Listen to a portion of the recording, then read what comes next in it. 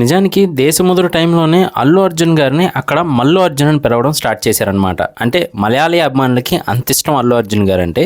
దీనికి తోడుగా ఇప్పుడు actor plus comedian plus writer plus director plus producer, ఎన్ని ప్లస్ పాయింట్స్ ఉన్న వ్యక్తి ఎవరు అనుకుంటున్నారా? బాసిల్ జోసెఫ్ గారండి.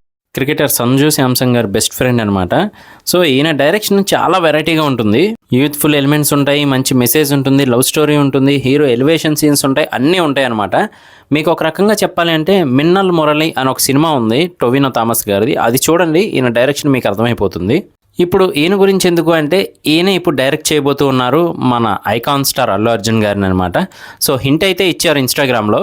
ఆల్రెడీ ఒకవైపు సన్ పిక్చర్స్ బ్యానర్లో అయితే నటిస్తున్నారు, తెలిసిన విషయమే కదా. ఇంకొక వైపు లోకేష్ కనకరాజ్ గారి మూవీ, ఇది కూడా పాన్ ఇండియన్ మూవీయే. అలాగే ఇప్పుడు బాసిల్ జోసెఫ్ గారి మూవీ కూడా ఆల్మోస్ట్ పాన్ ఇండియన్ మూవీ. ఎందుకంటే పుష్ప రేంజ్తో ఆయన రేంజ్ మారిపోయిందనమాట.